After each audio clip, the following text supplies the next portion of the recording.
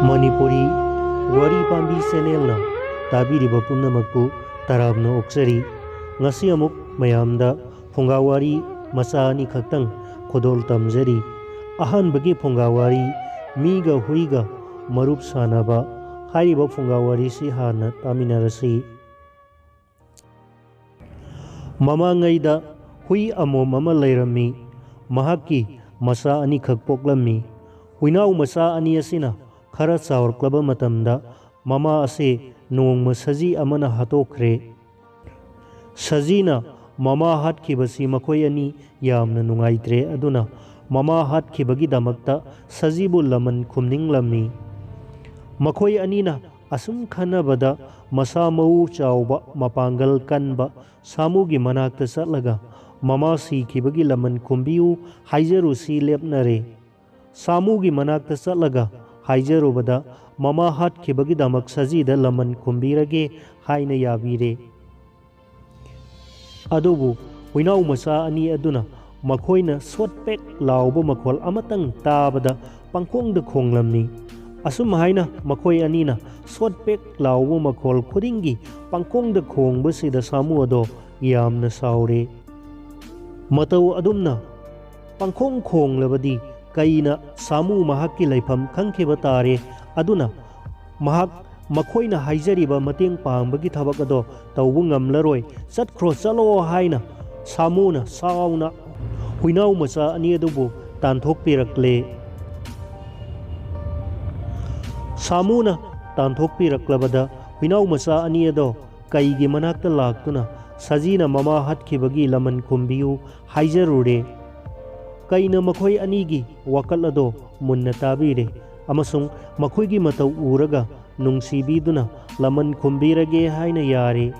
adubu huinau macha ani aduna manakongda khonjel pek hek lauba amatang hek tabada gau gau pangkhongda khongbaduda kai ado mina mahakki laifam soiduna khangkharagani haina singnare huinau macha ani aduda makhoina mathong maram khangdana pangkhongda khongnabadi mina singnaduna mahakpu thirakpada thengnakhiba tare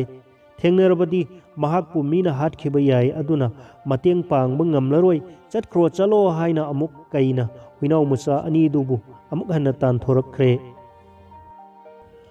huinau macha ani ado mathangda migi manakta chalore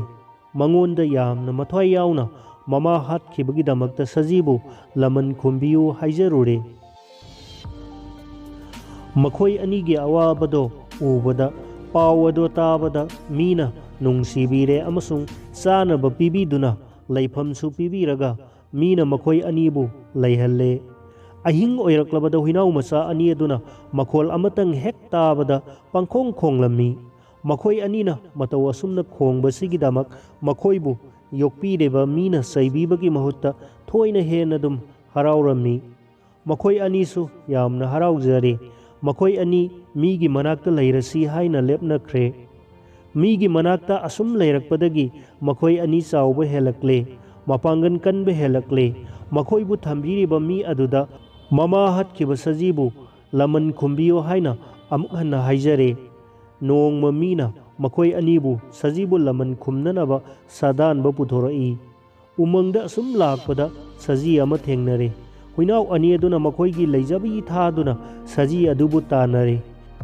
mina mataw asumna tanarakliba saji adubu mafam aduda lumduna leiraga chelakpada tana thinduna hale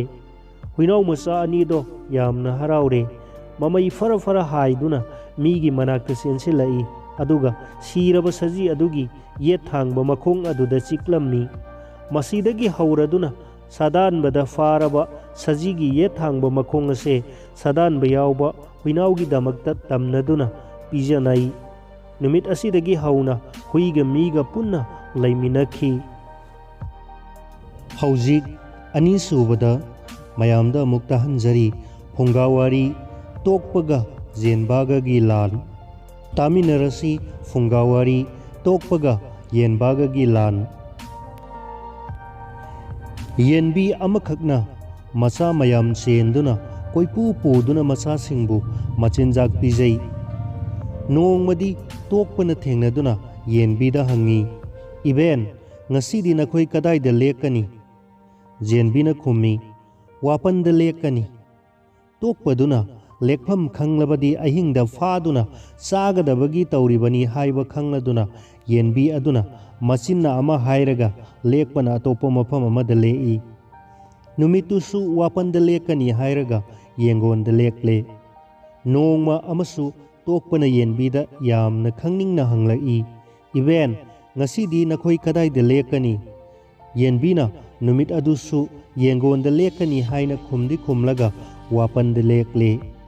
ꯑꯁꯨꯝ ꯇꯧꯅ ꯇꯣꯛꯄꯅ ꯍꯪꯕꯗꯅ ꯑꯃ ꯈꯨꯝ, ꯂꯦꯛꯄꯅ ꯑꯇꯣꯞꯄ ꯃꯐꯝ ꯑꯃꯗ ꯍꯦꯛ ꯂꯦꯛꯄꯗꯒꯤ ꯑꯍꯤꯡꯗ ꯇꯣꯛꯄꯅ ꯀꯣꯏꯊꯤ ꯊꯤꯕꯗ ꯌꯦꯟꯕꯤꯒ ꯃꯆꯥꯒꯁꯦ ꯇꯣꯛꯄ ꯑꯁꯤꯅ ꯑꯃꯨꯛꯇ ꯊꯦꯡꯅꯗ꯭ꯔꯦ꯫ ꯇꯣꯛꯄꯅ ꯃꯄꯨꯛꯅꯤꯡꯗ ꯌꯥꯝꯅ ꯂꯥꯛꯆꯅ ꯇꯧꯏ ꯍꯥꯏꯗꯨꯅ ꯅꯨꯡꯉꯥꯏꯇ꯭ꯔꯦ꯫ ꯑꯃꯨꯛꯇꯪꯗꯤ ꯍꯥꯏꯗꯨꯅ ꯁꯤꯡꯗꯨꯅ ꯂꯩꯔꯦ꯫ ꯅꯣꯡꯃꯁꯨ ꯇꯣꯛꯄꯅ ꯌꯦꯟꯕꯤꯗ ꯍꯪꯉꯤ, ꯏꯕꯦꯟ, ꯉꯁꯤꯗꯤ ꯀꯗꯥꯏꯗ ꯂꯦꯛꯀꯅꯤ?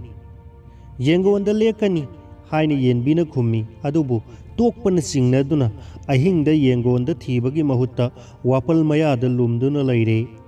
ꯌꯦꯟꯕꯤꯅ ꯋꯥꯄꯟꯗ ꯂꯦꯛꯄ ꯆꯪꯂꯛꯄꯗꯗꯤ ꯇꯣꯛꯄꯅ ꯂꯨꯝꯗꯨꯅ ꯂꯩꯔꯝꯕꯗꯒꯤ ꯌꯦꯟꯕꯤꯒ ꯃꯆꯥ ꯑꯌꯥꯝꯕꯒ ꯂꯣꯏꯅ ꯐꯥꯗꯨꯅ ꯆꯥꯊꯣꯛꯈ꯭ꯔꯦ꯫ ꯌꯦꯟꯕꯥ ꯑꯣꯏꯒꯗꯕ ꯌꯦꯅꯥꯎ ꯑꯃꯈꯛꯇꯪꯗꯤ ꯋꯥꯔꯛꯇ ꯆꯪꯈꯤꯕꯗꯒꯤ ꯇꯣꯛꯄꯅ ꯐꯥꯗꯨꯅ ꯆꯥꯕ ꯉꯝꯍꯧꯗ꯭ꯔꯦ꯫ ꯑꯁꯨꯝ ꯇꯧꯗꯨꯅ ꯌꯦꯅꯥꯎ ꯑꯗꯣ ꯆꯥꯎꯗꯨꯅ ꯌꯦꯟꯕꯥ ꯃꯄꯨꯡ ꯐꯥꯕ ꯑꯃ ꯑꯣꯏꯔꯦ꯫ ꯌꯦꯟꯕꯥꯅ ꯃꯆꯤꯟ ꯃꯅꯥꯎ ꯑꯃꯗꯤ ꯃꯃꯥꯕꯨ ꯇꯣꯛꯄꯅ ꯐꯥꯗꯨꯅ ꯆꯥꯈꯤꯕꯒꯤ ꯂꯃꯟ ꯈꯨꯝꯒꯦ, ꯃꯪꯁꯠ ꯇꯥꯟꯒꯦ, ꯇꯣꯛꯄꯒ ꯂꯥꯟ ꯇꯧꯔꯒꯦ ꯍꯥꯏꯗꯨꯅ ꯊꯧꯔꯥꯡ ꯇꯧꯔꯒ ꯈꯨꯟꯒꯤ ꯂꯝꯕꯤꯗ ꯂꯥꯛꯏ꯫ ꯃꯍꯥꯛꯅ ꯑꯁꯨꯝ ꯂꯥꯛꯄꯗ ꯂꯝꯕꯤꯗ ꯌꯦꯔꯨꯝꯅ ꯍꯪꯉꯤ, ꯏꯄꯨ, ꯀꯗꯥꯏꯗ ꯆꯠꯂꯤꯕꯅꯣ? ꯇꯣꯛꯄꯒ ꯂꯥꯟ ꯊꯦꯡꯅꯕ ꯆꯠꯂꯤꯕꯅꯤ ꯍꯥꯏꯅ ꯌꯦꯟꯕꯥꯅ ꯈꯨꯝꯃꯤ꯫ ꯑꯗꯨ ꯑꯣꯏꯔꯕꯗꯤ ꯃꯥꯁꯨ ꯇꯣꯛꯄ ꯂꯥꯟ ꯊꯦꯡꯅꯕ ꯆꯠꯀꯦ ꯍꯥꯏꯗꯨꯅ ꯆꯠꯂꯦ꯫ ꯈꯔ ꯆꯠꯂꯒ ꯈꯣꯏ ꯃꯍꯨꯝ ꯑꯃ ꯊꯦꯡꯅꯗꯨꯅ ꯍꯪꯂꯛꯏ, ꯌꯦꯟꯕꯥ, ꯀꯗꯥꯏꯗ ꯆꯠꯂꯤꯕꯅꯣ? ꯌꯦꯟꯕꯥꯅ ꯇꯣꯛꯄ ꯂꯥꯟꯗꯥꯕ ꯆꯠꯂꯤꯕꯅꯤ ꯍꯥꯏꯕꯗꯒꯤ ꯑꯗꯨ ꯑꯣꯏꯔꯕꯗꯤ ꯃꯈꯣꯏꯁꯨ ꯂꯥꯜ ꯑꯗꯨ ꯌꯥꯎꯖꯒꯦ ꯍꯥꯏꯗꯨꯅ ꯌꯦꯟꯕꯥꯒꯤ ꯃꯇꯨꯡ ꯏꯟꯅꯗꯨꯅ ꯈꯣꯏꯁꯤꯡꯗꯣ ꯂꯥꯛꯂꯦ꯫ ꯈꯔ ꯑꯃꯨꯛ ꯆꯠꯂꯒ ꯌꯦꯟꯊꯤ ꯑꯃ ꯊꯦꯡꯅꯗꯨꯅ ꯍꯪꯂꯛꯏ, ꯏꯄꯨ, ꯀꯗꯥꯏꯗ ꯆꯠꯄꯅꯣ? ꯇꯣꯛꯄꯒ ꯂꯥꯟꯊꯦꯡꯅꯕ ꯆꯠꯄꯅꯤ ꯍꯥꯏꯅ ꯌꯦꯟꯕꯥꯅ ꯈꯨꯝꯂꯕꯗ ꯃꯥꯁꯨ ꯆꯠꯀꯦ ꯍꯥꯏꯗꯨꯅ ꯂꯥꯛꯂꯦ꯫ ꯃꯊꯪꯗ ꯁꯣꯔꯤ ꯃꯆꯥ ꯑꯃ ꯊꯦꯡꯅꯗꯨꯅ ꯃꯥꯁꯨ ꯇꯣꯛꯄꯒꯤ ꯂꯥꯟ ꯆꯠꯀꯦ ꯍꯥꯏꯗꯨꯅ ꯃꯇꯨꯡ ꯏꯟꯅꯔꯛꯂꯦ꯫ ꯈꯔ ꯑꯃꯨꯛ ꯆꯠꯂꯒ ꯎꯇꯨꯞ ꯊꯦꯡꯅꯗꯨꯅ ꯃꯥꯁꯨ ꯂꯥꯜ ꯑꯗꯨ ꯆꯠꯀꯦ, ꯌꯥꯎꯒꯦ ꯍꯥꯏꯗꯨꯅ ꯂꯥꯛꯃꯤꯟꯅꯔꯦ꯫ ꯈꯔ ꯑꯃꯨꯛ ꯆꯠꯂꯒ ꯆꯦꯒꯞꯂꯥꯡ ꯑꯃ ꯊꯦꯡꯅꯩ꯫ ꯃꯥꯁꯨ ꯇꯣꯛꯄꯒꯤ ꯂꯥꯜ ꯑꯗꯨꯗ ꯆꯠꯀꯦ ꯍꯥꯏꯗꯨꯅ ꯌꯥꯎꯁꯤꯜꯂꯛꯂꯦ꯫ ꯃꯈꯣꯏ ꯃꯌꯥꯝ ꯑꯁꯦ ꯌꯦꯟꯕꯥꯅ ꯂꯨꯆꯤꯡꯗꯨꯅ ꯂꯥꯛꯄꯁꯤꯅ ꯇꯣꯛꯄꯒꯤ ꯃꯌꯨꯝꯗ ꯑꯍꯤꯡꯗ ꯊꯨꯡꯂꯔꯦ꯫ ꯇꯣꯛꯄꯗꯣ ꯅꯤꯡꯉꯥꯏꯗꯅ ꯇꯨꯝꯗꯨꯅ ꯂꯩꯔꯝꯃꯤ꯫ ꯌꯦꯟꯕꯥꯅ ꯂꯥꯟꯊꯣꯡ ꯂꯥꯂꯝ ꯂꯣꯏꯅ ꯁꯤꯟꯗꯨꯅ ꯍꯥꯏꯔꯛꯏ, ꯌꯦꯔꯨꯝ, ꯅꯪꯅ ꯐꯨꯡꯒꯥꯗ ꯂꯩꯌꯨ꯫ ꯇꯣꯛꯄꯅ ꯍꯣꯔꯦꯟ ꯃꯩ ꯀꯥꯝꯕ ꯃꯇꯝꯗ ꯄꯣꯈꯥꯏꯗꯨꯅ ꯃꯃꯤꯠꯇ ꯎꯠ ꯆꯪꯍꯜꯂꯨ꯫ ꯈꯣꯏ, ꯅꯈꯣꯏꯅ ꯈꯨꯠ ꯍꯥꯝꯕ ꯏꯁꯤꯡ ꯊꯝꯕ ꯄꯨꯟꯗ ꯂꯩꯌꯨ꯫ ꯇꯣꯛꯄꯅ ꯃꯃꯥꯏ ꯇꯥꯕ ꯆꯪꯂꯛꯄꯗ ꯆꯤꯛꯎ꯫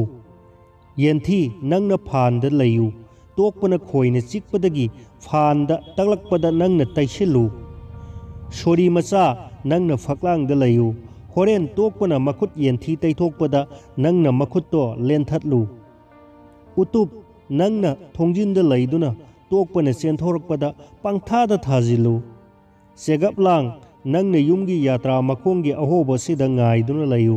ꯍꯣꯔꯦꯟ ꯇꯣꯛꯄꯅ ꯄ꯭ꯔꯞ ꯄ꯭ꯔꯞ ꯆꯦꯜꯂꯛꯇꯨꯅ ꯆꯪꯂꯛꯄꯗ ꯆꯞꯈꯥꯏꯌꯨ꯫ ꯃꯁꯦ ꯍꯥꯏꯗꯨꯅ ꯌꯦꯟꯕꯥꯒꯤ ꯂꯥꯟꯊꯣꯡ ꯁꯤꯟꯕ ꯂꯣꯏꯔꯗꯨꯅ ꯌꯨꯝꯊꯛꯇ ꯀꯥꯈꯠꯇꯨꯅ ꯌꯥꯡꯂꯦꯟꯗ ꯇꯣꯡꯂꯒ